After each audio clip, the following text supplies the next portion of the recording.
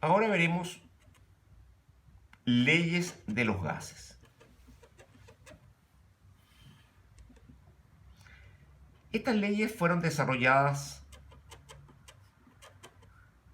a finales del siglo XVIII.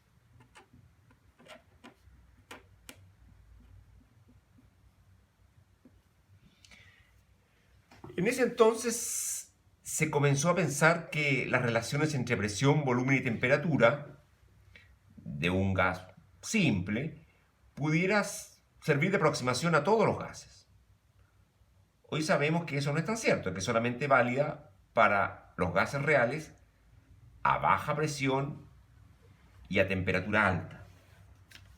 La primera de estas leyes fue la ley de Boyle. La ley de Boyle dice: el volumen de una masa de gas varía inversamente con la presión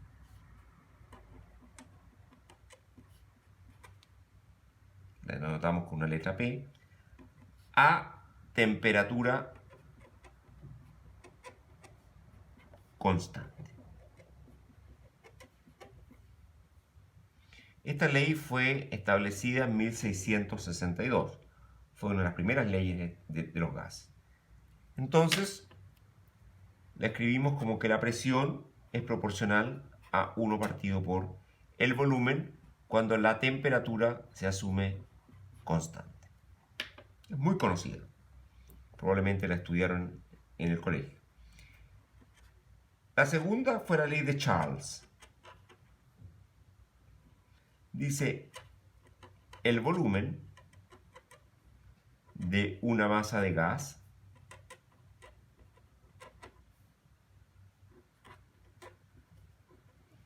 a presión constante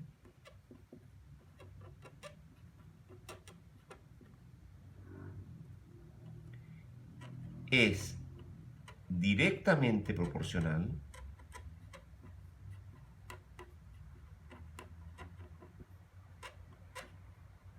a su temperatura.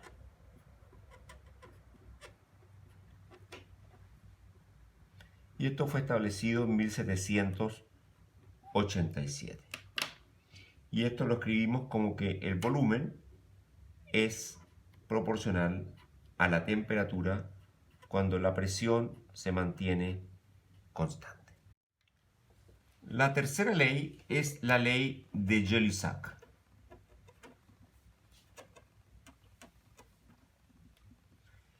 La ley de Jelissac dice: para una masa y volumen constante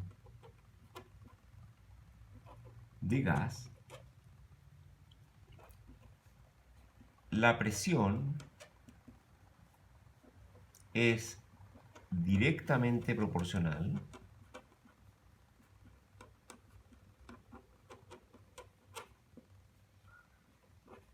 a la temperatura absoluta.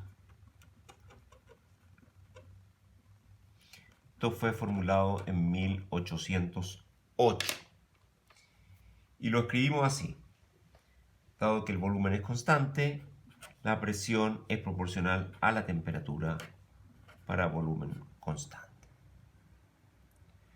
Bien, ahora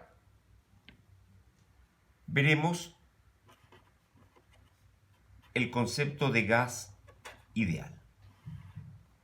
Ya nos hemos preparado estudiando las leyes de Boyle, la ley de Charles y la ley de Jelissac. ¿Qué es lo que es un gas ideal? Que seguramente han escuchado muchas veces. Es un gas inexistente, es un gas teórico.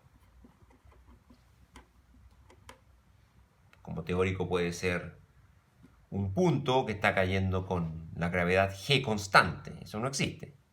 pero es la manera de empezar a estudiar la caída libre de un cuerpo real. Entonces, es un gas teórico compuesto por partículas puntuales.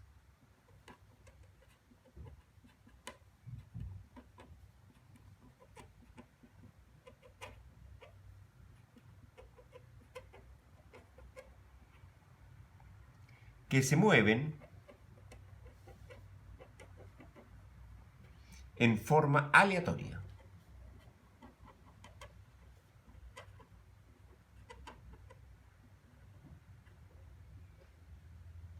Cuyas interacciones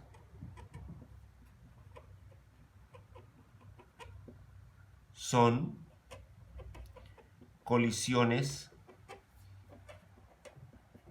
elásticas. Solamente. No hay fuerzas intermoleculares entre ellas. Normalmente un gas real se comporta como un gas ideal. Generalmente, un gas real se comporta como un gas ideal, pero a temperaturas altas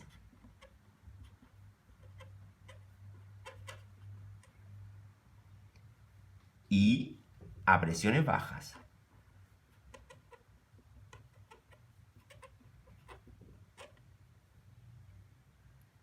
Y eso es porque la energía potencial, debido a las fuerzas intermoleculares, es menos significativa comparada a la energía cinética de las moléculas. La ecuación del gas ideal fue establecida primero por Clapeyron en 1834. Y no es otra cosa que una combinación de la ley de Boyle, de la ley de Charles y la ley de Jelisach. Entonces, Clapeyron establece la ecuación del gas ideal como una combinación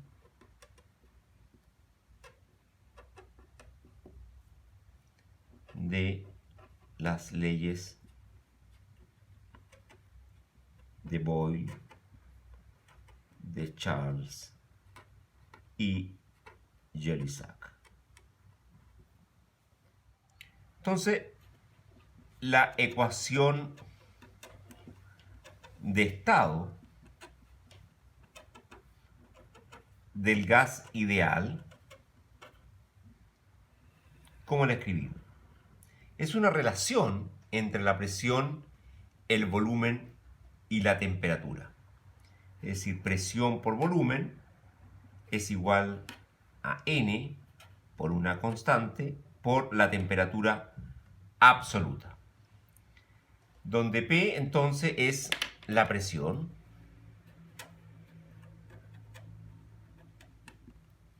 B va a ser obviamente el volumen. N va a ser el número de partículas de nuestro gas ideal. Kb es una constante que se llama constante de Boltzmann. Constante de Boltzmann. Boltzmann fue otro de los grandes nombres en inicio de la termodinámica.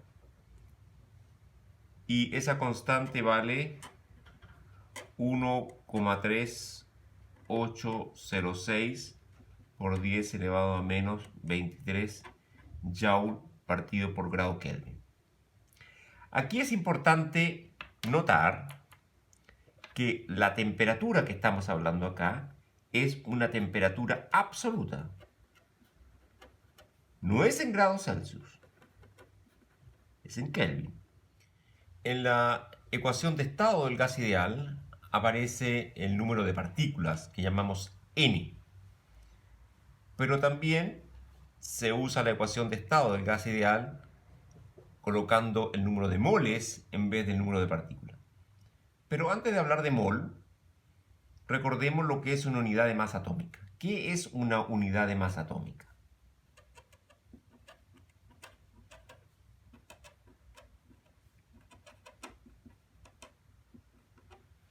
Y a esto se le denota con la letra U. Esencialmente es la masa de un protón o de un neutrón. Pero en forma rigurosa decimos que es una unidad estándar de masa definida como un doceavo de la masa de un átomo de carbono 12. Y es claro, porque el carbono 12, ¿cómo es? El carbono 12 tiene número básico 12 y tiene número atómico 6. Es decir, tiene 12 nucleones. Tiene 6 protones. O sea, 6 neutrones. Que es 6 más 6 nos da 12. Bueno, aquí estamos diciendo que es 1 partido por 12 de la masa del átomo. Es decir, básicamente la unidad de masa atómica es la masa de un protón, que es muy similar a la masa del neutrón. Y esto equivale a 1,6605 por 10 elevado a menos 27 kilos. Entonces, ¿qué es lo que es un mol? Un mol se dice, mira, es un número que está dado, que es 6,022 por 10 elevado a 23, que se llama número de Avogadro, unidades elementales.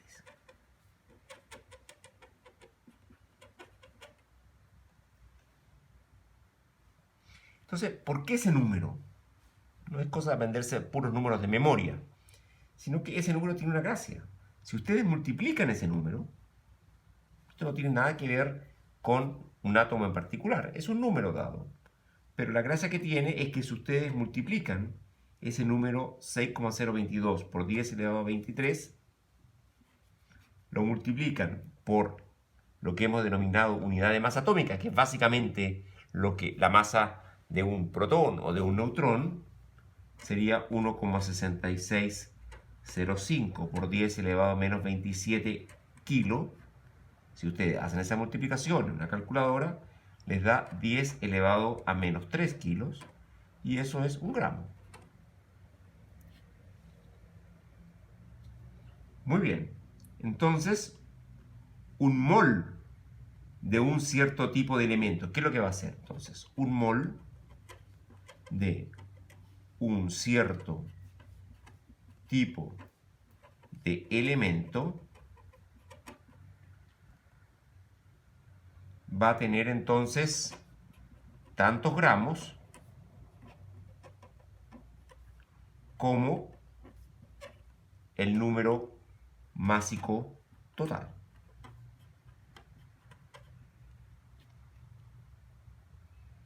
Ejemplo, un mol de carbono 12.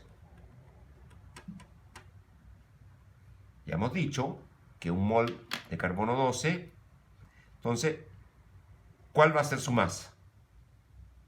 El carbono 12 tiene 12 nucleones. Por lo tanto, sería el 6,022 multiplicado por 12 y multiplicado por esta cantidad. O sea, nos va a dar 12 gramos. 12 gramos por mol, si ustedes quieren. En el caso, por ejemplo, del agua, un mol de agua.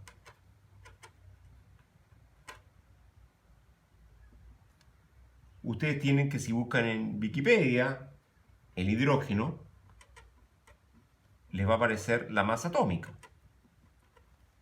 Aparece inmediatamente al lado del símbolo, al comienzo de la definición de hidrógeno. Y eso le va a decir, mire, la masa atómica vale 1,00797 unidades atómicas. Si buscan el oxígeno de masa atómica, le va a dar 15,999 unidades atómicas. Aquí no aparece un número entero porque se promedia sobre los respectivos isótopos. Por lo tanto, esto le va a quedar ¿cuánto? Ustedes saben de que el agua es H2O, por lo tanto, una partícula, una molécula de agua va a tener entonces 2 átomos de hidrógeno, así que va a ser, y el hidrógeno tiene esa masa atómica, sería 1,0797, más un oxígeno, y el oxígeno tiene 1599, y eso hay que multiplicarlo por gramos por mol. Y eso me va a dar 18,01 gramos por mol. Y esto es lo que uno le llama la masa molar.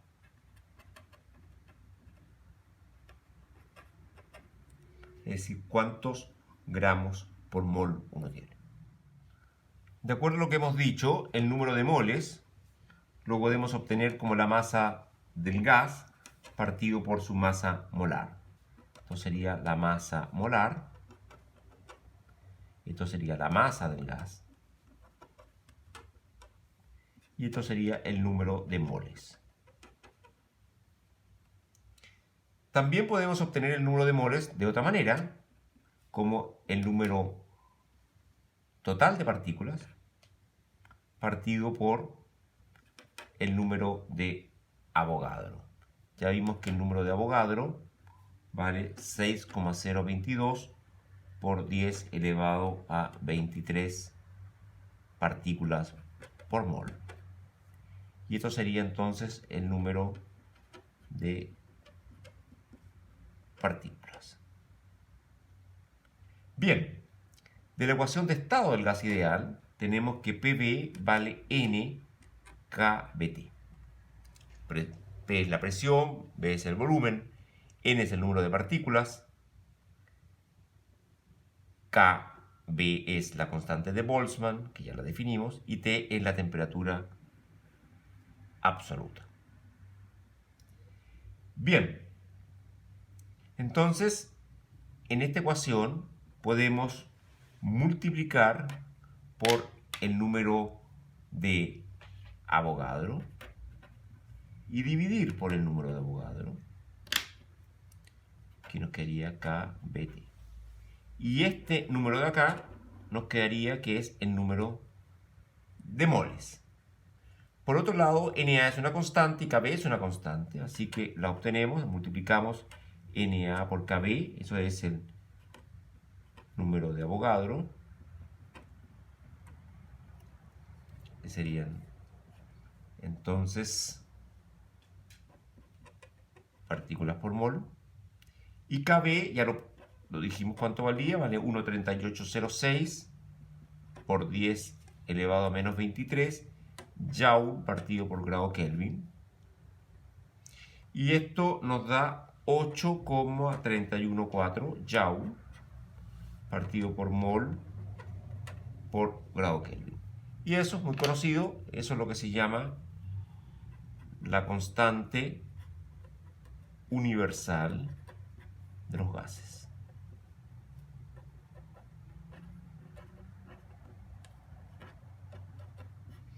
Así que nuestra ecuación típica de gas ideal va a ser P por V igual a N, donde es el número de moles, RT.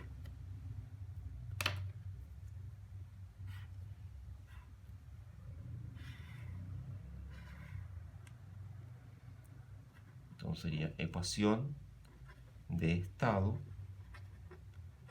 del gas ideal. en función del número de moles.